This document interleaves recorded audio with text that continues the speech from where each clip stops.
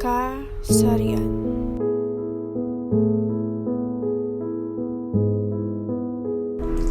Ito ay sumasagisag sa mga taong nasa ikatlong kasarian. Ito ang mga taong hindi matanggap ng ilan. Bakla, tomboy kung tawagin nila. Kesyo ang bakla raw ay salot sa lipunan at tomboy daw na puro porma lang. Ayon ang mga ilan sa mga parati nilang sinasabi. Kahit anuman ang kasarian ng tao ay dapat mong respetuhin dahil pare-pares lang naman tayong tao.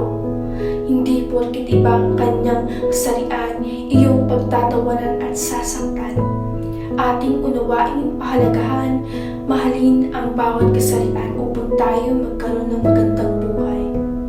Kahit anuman ang ating kasarian, dapat respeto ay pairal dahil pare-parehas lang naman tayo may karapatan. Hindi porket iba ang kanyang nais, ito ay gagawing katatawanan. Tayo dapat bilang kapwa-tao ang magbigay unawa, halaga at pagmamahal. Unawa, kaalaman at respeto ang pangunahing dapat itaglay ng bawat tao.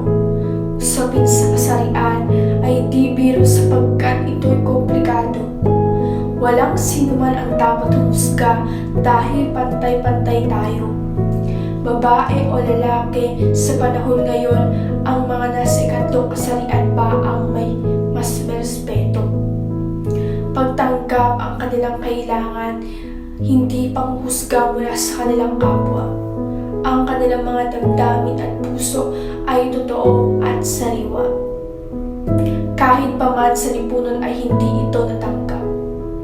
Ngunit ito ay hindi dahilan upang sa kanila ibaling ang galit. Dahil bawat isa sa kanila ay mayroong karapatan sa pag-ibig at kalayaan. Ating pairalin ang pagkapantay-pantay. Ating tulungan ang bawat isa sa pataas at hindi man lamang. Sa mga hakbang tungo sa kaunlaran, sama-sama tayong kumilos, bawat isa'y magkabuluhan, sa pag-unlad ng bayan ay katuwang. Sa bawat kilos at salita, pag-asa'y dapat manahan. Pagkapantay-pantay sa puso't isipan ay dapat magharing tunay. Ating mahalin at pahalagahan ang mga nasa ikatlong kasarian, huwag husgahan at talikuran. Kasarian.